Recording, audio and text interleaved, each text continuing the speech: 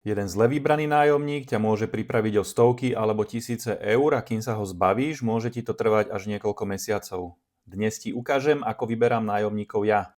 Potenciálneho nájomníka si začínam všímať už pri prvom kontakte, snažím sa spraviť si prvý dojem ešte predtým, než sa dohodneme vôbec na obhliadke. Sledujem, ako komunikuje, či píše normálne, slušne, či sa pýta správne otázky a hlavne, či odpoveda na tie moje. A taktiež, či pôsobí pokojne alebo chaoticky. A hlavne, jedna veľmi dôležitá vec, či vytvára tlak na nasťahovanie od zajtra, tedy spozorniem. Samozrejme, môže sa to stať aj normálnemu človeku, ale veľmi často je za tým konflikt s predchádzajúcim prenajímateľom, ako napríklad dlhy, exekúcia alebo vyhádzov z predchádzajúceho prenájmu. Na začiatku som robil chybu, že som chodil na obhliadku s každým, kto sa mi ozval, že má záujem o byt, dnes to považujem za chybu a stratu času.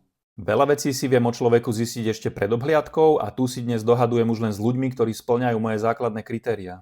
Pred obhliadkou každému pošlem dotazník, je to séria otázok, ktorú musí vyplniť ešte predtým, než príde pozrieť byt. A tí, čo majú čo skrývať, ho väčšinou ani nevyplnia a to je môj prvý filter. V dotazníku sa pýtam na základné informácie ako napríklad meno, priezvisko, e-mailová adresa, aby som si vedel o záujemcovi zistiť čo najviac informácií. Ďalej sa pýtam, koľko ľudí bude bývať v byte, či má zvieratá alebo či fajčí. Nasleduje príjem a zamestnanie. Moje základné kritérium je, aby čistý príjem domácnosti bol aspoň trojnásobok nájomného. Jednoducho si musím byť istý, že nový nájomník bude schopný platiť nájomné pravidelne a na čas a hlavne, že si bude môcť dovoliť platiť dohodnuté nájomné. Ďalej sa pýtam, či má exekúcie, nesplatené záväzky alebo osobný bankrot. Človek, ktorý nič neskrýva, odpovie úplne bez problémov. Pýtam sa aj, odkedy by sa chcel nasťahovať a ako dlho plánuje zostať. Na záver si vypýtam súhlas so základnými podmienkami, ako napríklad depozit vo výške 2 nájmov, zmluva podľa zákona o krátkodobom prenájme a platba nájomného do 20. dňa mesiaca vopred. Ak s niečím nesúhlasí už v dotazníku, ušetrí nám to čas obom.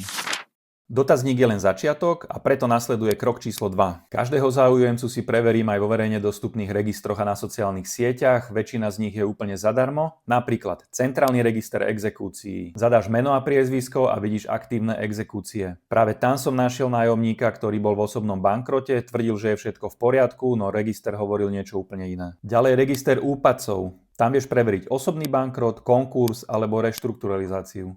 5 minút práce alebo hľadania ti môže ušetriť tisíce eur. Ak je záujemca živnostník, pozerám aj obchodný register a históriu firmy, napríklad zrušené firmy, dlhy alebo iné problémy. Ďalej živnostenský register, overím si, či naozaj podniká a či má aktívnu živnosť. A potom Google, Facebook, Instagram. Jednoducho vyhľadávam podľa mena, no a možno budeš prekvapený, čo všetko tam nájdeš. Sledujem profil, fotky, históriu, komentáre a napríklad spoločných známych. Takto často spoznáš životný štýl človeka ešte predtým, než sa s ním stretneš. LinkedIn mi zas často napovie, či sedí to, čo človek tvrdí o svojej práci, pozícii alebo kariére, ako dlho pracuje vo firme, či nemení neustále zamestnania, ako pôsobí jeho profil. No a niekedy tam nájdeš aj spoločných známych alebo kolegov. Ak záujemca prejde dotazníkom aj registrami, pozvem ho na obhliadku. Sledujem, či príde na čas alebo mešká, ako sa správa v byte, či ho zaujíma stav bytu alebo len cena. Počas rozhovoru sa pýtam napríklad, prečo odchádzate z predchádzajúceho bytu. Ak hovorí zle o predchádzajúcom prenajímateľovi, spozorniem, pretože je veľká šanca, že raz takto bude hovoriť aj o tebe. Pred podpisom zmluvy, ak je to možné, si vypýtam referenciu od predchádzajúceho prenajímateľa, väčšinou zavolám, ľudia po telefóne ti povedia oveľa viac ako v správe. Pýtam sa, či platil na čas, ako komunikoval, keď vznikol nejaký problém a hlavne odporúčili by ste ho ďalšiemu prenajímateľovi. A ak pri poslednej otázke zaváha, väčšinou mám odpoveď. Po celom tomto procese si položím jednu otázku a to, či by som zveril tomuto človeku kľúče od svojho bytu. Ak váham, odpovede väčšinou nie. Vybrať spoľahlivého nájomníka je záväzok na mesiace až roky a zlé rozhodnutie ti môže výrazne skomplikovať život.